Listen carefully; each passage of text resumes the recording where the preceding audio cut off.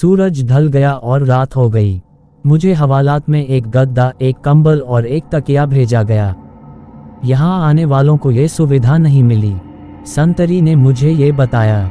उन्होंने कहा, सर ये सामान लीजिए, आपका खाना आ रहा है, बिस्तर पर आराम से लेट जाएं।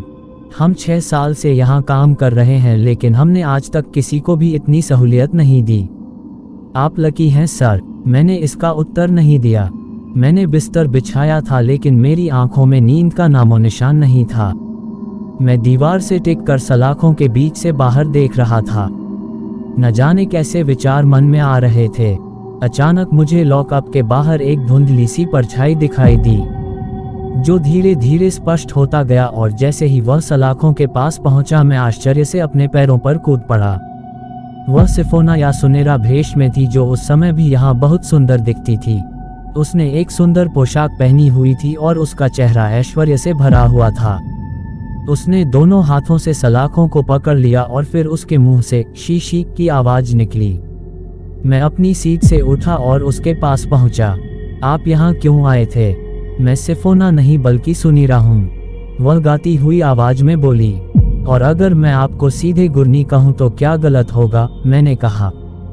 जो तुम्हारा दिल चाहे कह दो, बस मुझे बताओ अगर तुम बाहर जाओगे।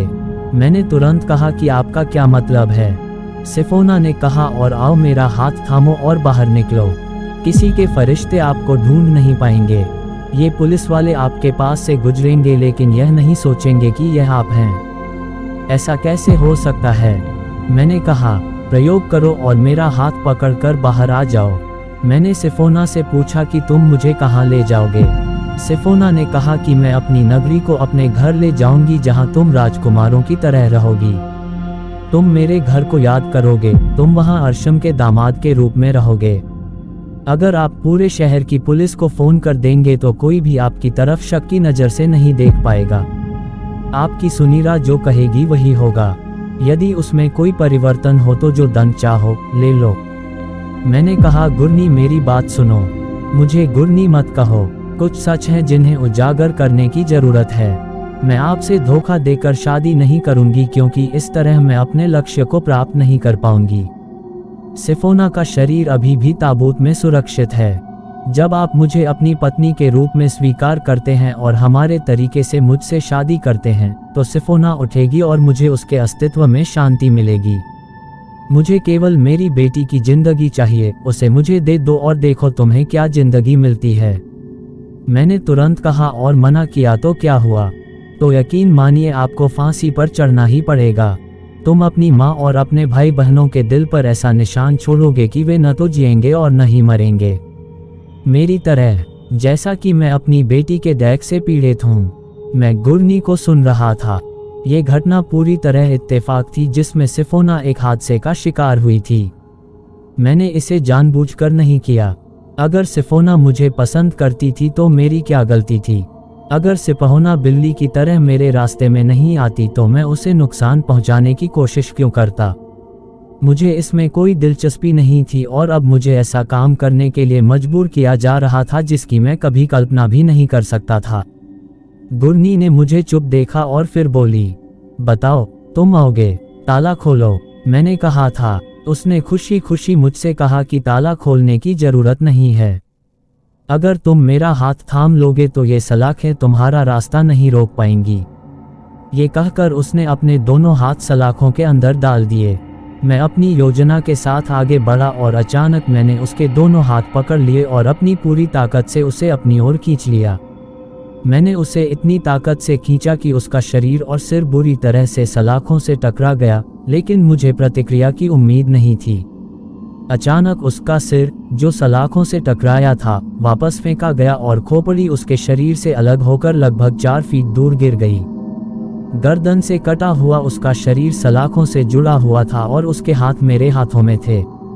मैंने अपनी पूरी ताकत से उसके शरीर को पीछे की ओर धकेला। उसका शरीर बहुत दूर गिर गया। मैं अपने एक क्षण से खुश था। गुरनी को नुकसान पहुंचाकर मुझे ऐसा लगा जैसे मैं ताई जान से बदला ले रहा हूं। वह कुछ पल के लिए निश्चल पड़ी रही। उसके बाद उसने क्रॉच बदली और हल्की सी फिसलन से अपनी खोपड़ी को हाथों में लेकर उठ बैठी, फिर खोपड़ी को अपने धड़ पर टिकाकर चीख करने लगी। जब उसका सिर सीधे आगे की ओर मुड़ा तो उसने मेरी ओर देखा। उसकी आंखें लाल थीं और उसके दांत बुरी तरह से कटे हुए थे। जैसे ही मैंने उसे देखा, उसके आकार में परिवर्तन हुआ और मेरे सामने एक भयानक सी दिखने वाली गड़गड़ाहट प्रकट हुई। उसने किसे हुए दांतों से मेरी ओर देखा। उसने घृणा से सिर हिलाया और फिर वापस जाने के लिए मुड़ी। कुछ पल बाद वह नजरों से ओझल हो गई। मुझे लगा कि किसी संतरी ने हमारी आवाज सुनी होगी, लेकिन माहौल खामोश रहा और कोई नहीं आया। मैं वापस आकर अपने बिस्तर पर बैठ गया और फिर मेरे विचार बहने लगे। शुक्र है कि मैं भावुक नहीं हुआ। अगर मैंने उस समय यहाँ से निकलने के गुरनी के प्रस्ताव को स्वीकार कर लिया होता तो मैं निश्चित रूप से उसके जाल में फंस जाता। पुलिस मुझे भगोड़ा कातिल घोषित कर देगी और गुरनी मुझे पुलिस से इस शर्त पर बचा लेगी कि मैं उससे शादी कर लूं। भगवान की शरण, कैसे कैसे हथकंडे अपनाए जा रहे थे। पता नहीं इसके पीछे गुरनी का दिमाग काम कर रहा था या ताई जान का दिमाग काम कर रहा था, लेकिन जो हो रहा था वह सनसनीखेज था और मुझे नहीं पता था कि आगे क्या होने वाला है। अगले दिन 8:30 बजे 2 संतरों ने लॉकअप का दरवाजा खोला और मुझे बाहर आने का इशारा किया। मैं संतरे लेकर एसएचओ के कमरे में पहुंचा। एसएचओ अपनी सीट पर मौजूद नहीं थे, लेकिन जिस एसआई ने मुझे गिरफ्तार किया वह वहीं था। इसके अलावा ताया अबू और नादिर खान भी थे। नादिर खान उस वक्त इंस्पेक्टर की वर्दी में था और हमेशा की तरह स्मार्ट दिख रहा था। एसआई ने कहा, सर, मैं आपके लिए चाय लाता हूँ। नहीं, तुम बाहर रहो। थानेदार आए तो उसे अंदर भेज दो, किसी और को अंदर मत आने देना, नादिर खान ने कहा। एसआई ने सलामी दी और वापस चले गए। ताया अबू मुझे अजीब निगाहों से देख रहा था। क्या मामा और दन्या आदि को भी इन घटनाओं का पता चला? हाँ साहब, लेकिन उससे मैंने उन्हें तृप्त कर दिया है। मुद्दा यह है कि हमें समय और परिस्थितियों से पूरी तरह लड़ना है। हिम्मत से सबका सामना करना पड़ता है। मैंने आंटी को पूरी तरह से संतुष्ट कर दिया है और उनसे वादा भी किया है कि मैं आपके बाल नहीं टूटने दूंगा। पहले तो मैंने तुम्हारे लिए अपनी वर्दी कुर्बान करने का फैसला किया, इसे मजाक में ना लें। अब मैं तुम्हारे लिए अपना जीवन बलिदान करने के लिए तैयार हूँ। मैंने नादिर खान की तरफ श्रद्धा भरी निगाहों से देखा पर कुछ बोला नहीं।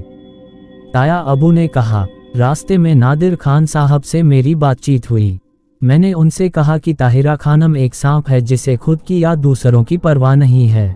उसकी एकमात्र कमजोरी सायरा है। सरफराज इंसान बने तो ताहिरा खानम को सायरा ही वश में कर सकती हैं। काश मेरे पास इसके लिए एक और संसाधन होता। नादिर खान ने ताया अबू का कंधा थपथपाया और कहा, तेरा मुझ में संसाधन है ताया अबू, हमें अल्लाह पर भरोसा करना चाहिए। मैं तुम लोगों को कभी अकेला नहीं छोड़ूंगा। ताया अबू रोने लगा तो मैंने भी उसे दिलासा दिया और कहा, ताया अबू चिंता मत करो। नादिर खान, इस देश में भगवान की दया हम पर है, लेकिन आपको मामा और दन्या का ख्याल रखना होगा।